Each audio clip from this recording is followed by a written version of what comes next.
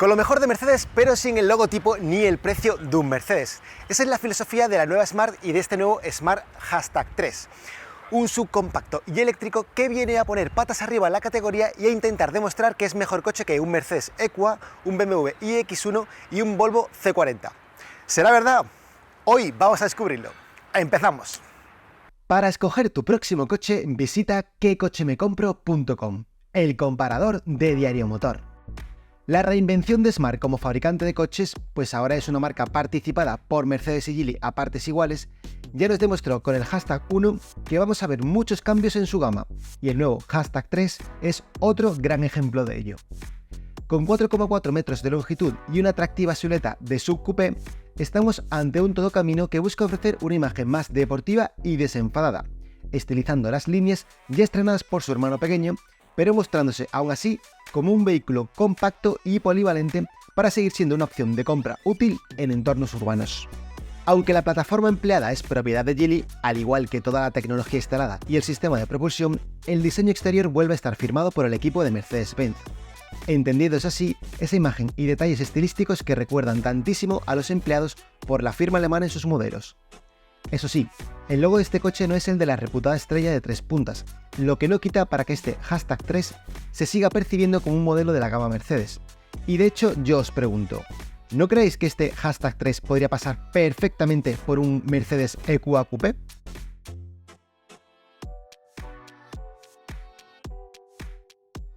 Veamos ahora cómo es el interior de este Smart #3. Y bueno, como ya bien podéis ver aquí, realmente no estamos ante un interior nuevo, sino que es un interior evolucionado con respecto a lo que ya vimos en el #1. Tenemos algunos detalles de diseño nuevos, como pueden ser los aireadores centrales, que son ahora circulares, pero a grandes rasgos es un interior muy similar al del #1. Desde el plano estético, también creo que salta a la vista que estamos ante un coche fuertemente influenciado por la tendencia estilística de Mercedes. Como ya sucede en el exterior, el interior también ha sido un diseño realizado por el equipo de Mercedes y eso se deja notar claramente, por ejemplo, en los aireadores, pero sobre todo en esta zona central que recuerdan poderosamente a la última hornada de coches de Mercedes-Benz. Es un diseño que es llamativo, que es bastante moderno, que yo creo que puede encajar bastante bien en un público más juvenil porque al final el diseño es cuestión de gustos, pero es un diseño que sobre todo llama la atención y que se diferencia mucho de lo que encontramos en su categoría, a no ser que lo comparemos con Mercedes, donde ya tiene esa cierta similitud. En cuanto a materiales y construcción, pues en tintes generales la verdad que este coche me parece que es un coche que está bien construido. Todo lo que tocamos la verdad que tiene un tacto muy bueno, bastante sólido. Sí que es verdad que tenemos algún crujidito, es decir, la sensación es robusta, la sensación es sólida, pero en según qué plásticos toquemos, que son la mayoría de la parte central, son rígidos, sí que tenemos alguna mínima vibración o digamos algún mínimo crujido. Aún así os digo que si tocamos en la zona superior, la zona intermedia, en tintes generales me parece que este coche está como mínimo al nivel de lo que podemos esperar en un Mercedes EQA y eso creo que ya es una buena referencia para ver dónde este coche pretende aspirar, siendo una alternativa incluso a otro subcompacto como puede ser el Mercedes EQA o por ejemplo otras alternativas como puede ser el Volvo C40 o el BMW iX1. Creo que a lo mejor no llega a la calidad de estos dos últimos, pero sí que creo que este Smart #3 está en una posición bastante adecuada para competir en cuanto a sensaciones de interior con respecto a esos coches. Ya os digo, a nivel de construcción me gusta, lo único que es verdad que en este punto, y esto ya a lo mejor es más gusto personal, el volumen de esta consola central se me antoja excesivo. Creo que a lo mejor interfiere demasiado en el habitáculo, creo a lo mejor que entiendo que a nivel estilístico pretende independizar al pasajero del conductor, hacer dos espacios diferentes. Y eso es verdad que a lo mejor en el caso de los coches eléctricos estamos encontrando como marcas que apuestan por dejarlo todo diáfano o marcas que aprovechan todo este espacio, como es el caso de Smart, para poner a disposición de los pasajeros más espacios, por ejemplo, de carga. Aquí tenemos, en este caso, en la parte superior, la plataforma de carga inalámbrica que está totalmente oculta para que nos llevemos siempre el teléfono a la vista. Tenemos doble puerto de carga USB tipo C. Aquí, como bien podéis ver, tenemos doble portada de bebidas con otro espacio para introducir el móvil. Aquí tenemos un reposabrazos que esconde una segunda guantera que además es refrigerada, que podemos llevar monedas, tarjetas, lo que queramos. Y además también tenemos un espacio inferior bastante voluminoso donde podemos dejar un bolso, una cartera, lo que queramos. Ya digo, esto es cuestión de gustos. A mí me gustaría que fuese menos protagonista esta consola central, pero bueno, ya os digo, en tiendas generales la verdad que esto creo que funciona durante la conducción, no molesta, pero ya que cada uno decida. La parte intermedia también está acolchada, que me parece muy bien. Y para terminar en la parte de materiales, el volante también me parece que está muy bien trabajado, tiene un tacto muy bueno en piel y ante en este caso, que es la versión Brabus que estamos probando hoy. Mandos físicos en el volante, nada de táctiles, así que buen punto positivo. Y dos palancas en los laterales, para el sentido de la marcha en la derecha y elevalunas y luces en el caso de la izquierda. Pasamos ahora a tecnología. Y aquí creo que es el punto más llamativo y a lo mejor más importante para entender este Smart #3. La interfaz que tenemos tiene una pantalla táctil de 12,8 pulgadas que está en una posición creo que bastante correcta, está más o menos a la vista. Sí que es verdad que yo no soy partidario de este tipo de diseño flotante, pero creo que por tamaño y por posicionamiento está muy bien resuelta. La interfaz funciona muy bien, me parece que está muy conseguida, es bastante rápida en cuanto a resolución. Fijaos aquí el mapa cómo trabaja. Tenemos multitud de aplicaciones, multitud de servicios, tenemos posibilidades de todo tipo en cuanto a regulación del vehículo, de las diferentes aplicaciones. Tenemos incluso el climatizador integrado y precisamente este yo creo que es el único punto que no me gusta, el hecho de que está todo integrado en la pantalla. Por lo tanto, durante la conducción, cualquier parámetro que queremos regular del sistema multimedia, del propio climatizador, nos obliga a estar toqueteando todo el rato. Incluso los asistentes a la conducción nos obligan a estar tocando la pantalla. Como punto positivo, el hecho de que no todo es pantalla central en este caso, sino que a diferencia de la moda, por ejemplo, que está introduciendo Tesla, sí que tenemos un cuadro de instrumentos de 9,2 pulgadas que se ve muy bien, que está en una posición también muy buena. Tenemos información básica de la conducción, del sistema multimedia, de la navegación, pero ello nos permite poder tener un punto de vista más centrado en la carretera.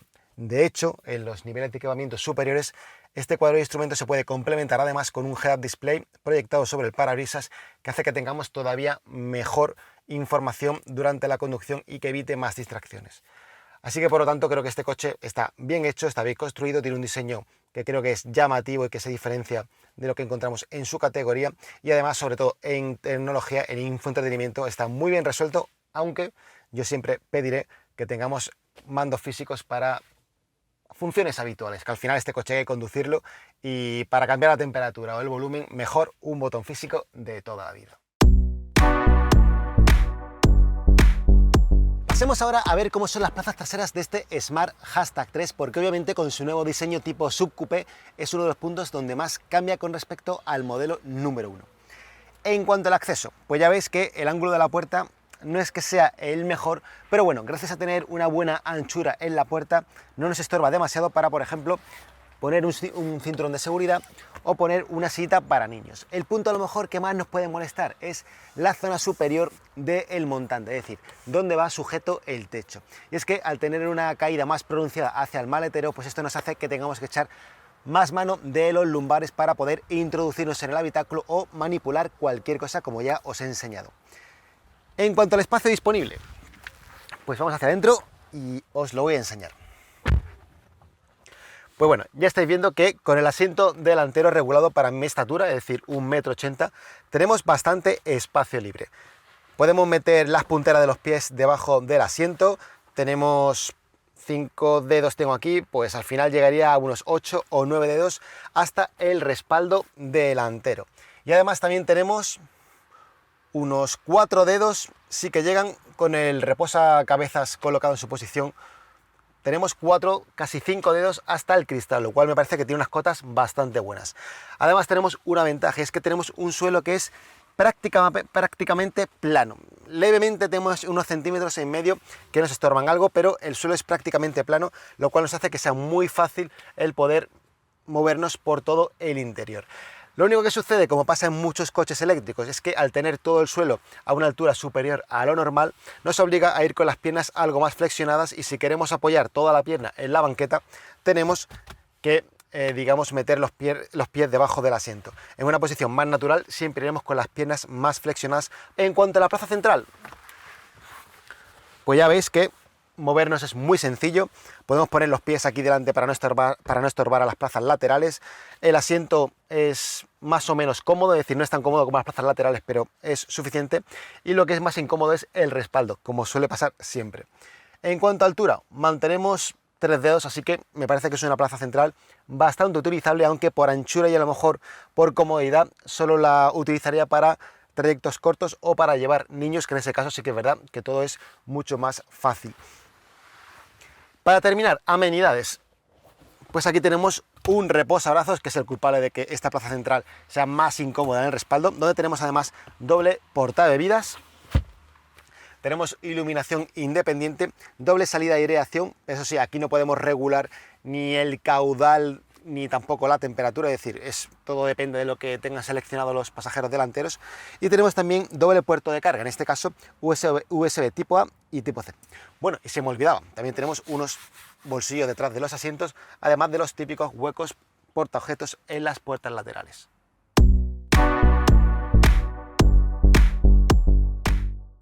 Vayamos ahora a conocer el maletero de este Smart Hashtag 3. Y lo primero de todo, ¿sabríais decir vosotros dónde está el botón de apertura?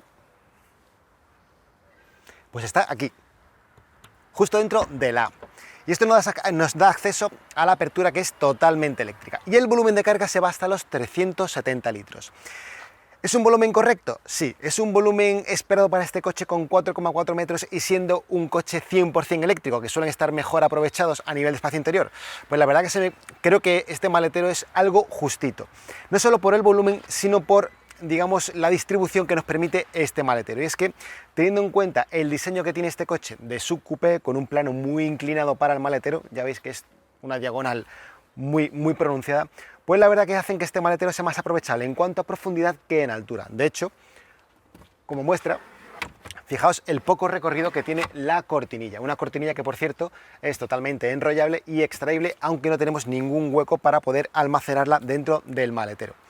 En cuanto a las formas de este maletero, pues tenemos un suelo que es completamente plano, formas muy regulares en los laterales, y una bandeja que es, como he dicho, totalmente plana y que nos permite modular algo el espacio interior accediendo a un hueco en la parte inferior para llevar los cables de recarga, un kit de emergencia, los triángulos o lo que queramos. Pero aquí tenemos dos problemas. Uno, que este suelo, que es modulable, no podemos guardarlo como tal dentro del maletero, es decir, si no lo queremos usar tenemos que dejarlo en cualquier sitio. Y además que el espacio de carga que tenemos en la zona inferior ya sí que tiene unas formas menos regulares y por lo tanto nos condiciona más el aprovechamiento del espacio interior.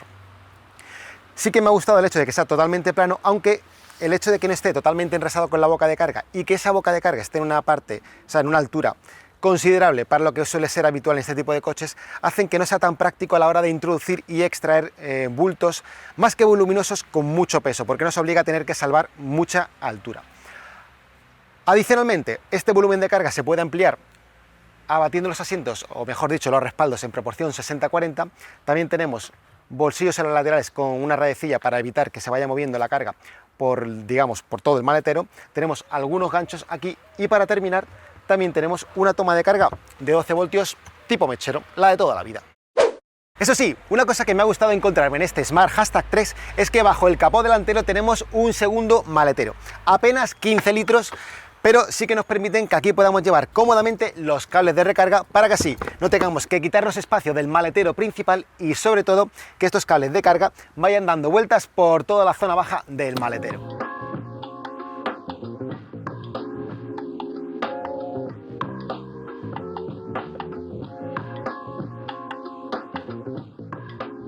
Y ahora ya nos ponemos en marcha para conducir este Smart Hashtag 3 y contaros qué impresiones de conducción tenemos al volante de este coche.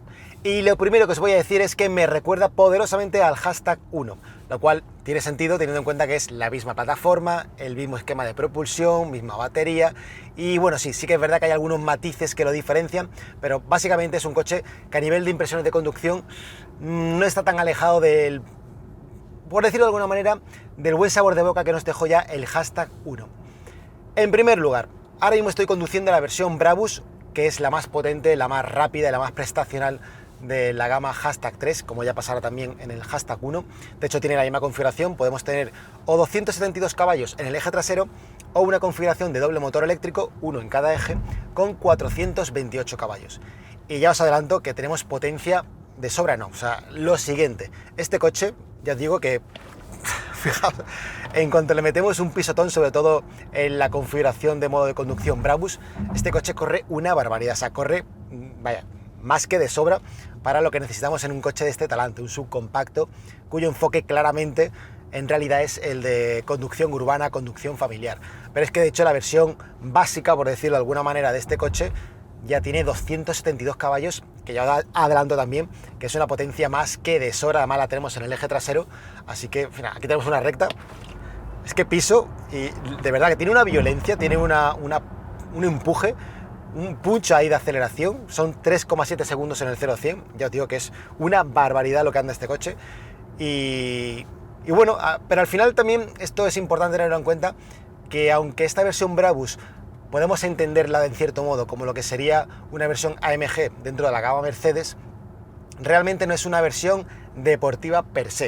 Es decir, es una versión que le da un cariz, pues eso, más deportivo, una imagen y un look, tanto en exterior como interior, pues más desenfadado, más agresivo, también eso, tenemos más prestaciones, pero no es una versión deportiva como tal, ya que este coche realmente no busca ser, en ninguna de sus versiones, una variante deportiva tipo lo que por ejemplo en combustión tendríamos en un Mercedes GLA A45 o por ejemplo en un Audi RS Q3, nada más lejos de la realidad. Pero sí que es verdad que dentro de su categoría, donde están el EQA, el C40 de Volvo o el iX1 de BMW, sí que esta versión debemos entenderla como ese primer peldaño hacia la deportividad que no tienen sus rivales, y esto es importante.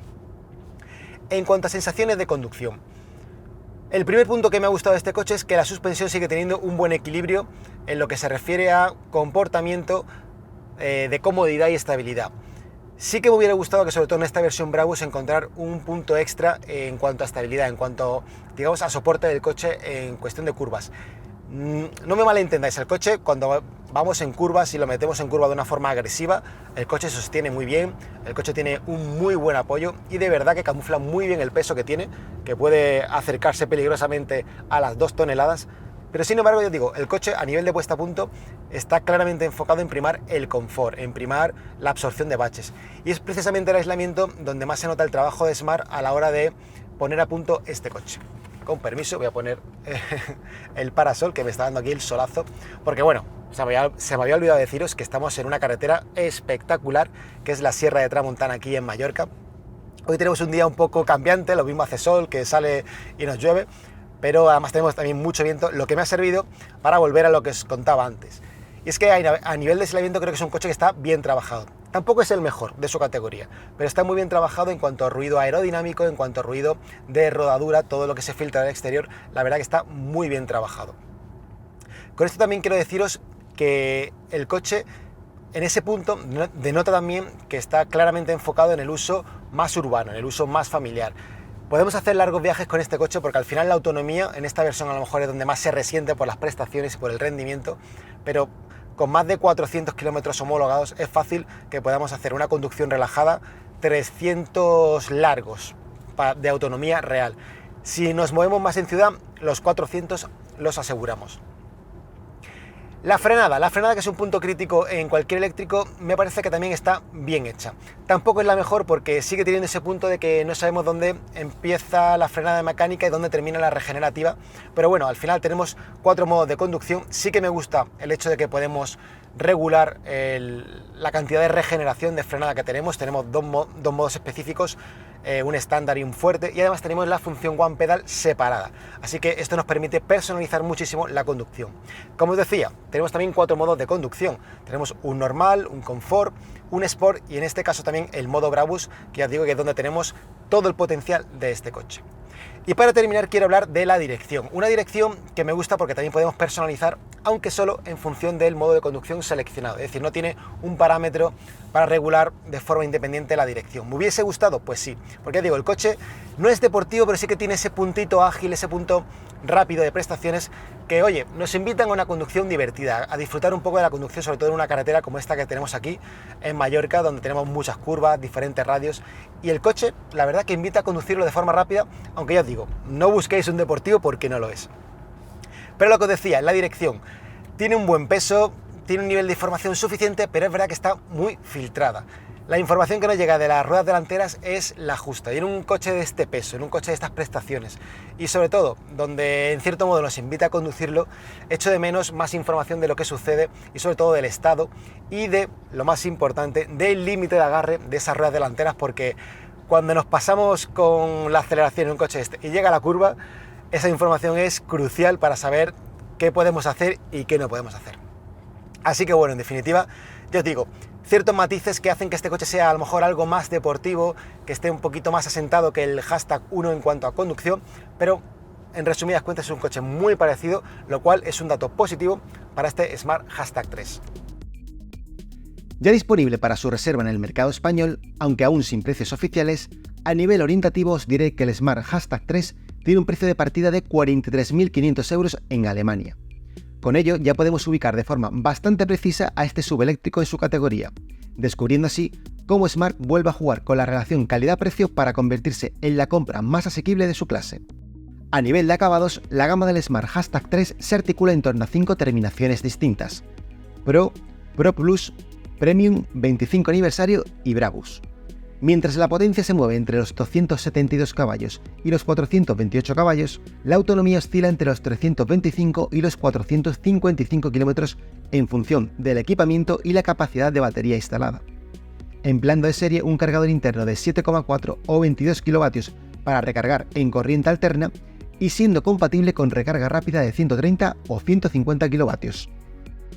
Si bien no posee rivales directos bajo el planteamiento de subcoupé y eléctrico, lo cierto es que el Smart Hashtag 3 compite de tú a tú con coches como el BMW iX1, el Volvo C40 o el Mercedes EQA, siendo además bastante curioso cómo es precisamente el eléctrico de Mercedes el coche más afectado por la llegada del mucho más económico Hashtag 3, pues el modelo alemán tiene ahora a su peor enemigo en casa, y lo de en casa no lo decimos de forma figurada, pues la venta del Hashtag 3 se realizará en la misma red comercial de Mercedes-Benz.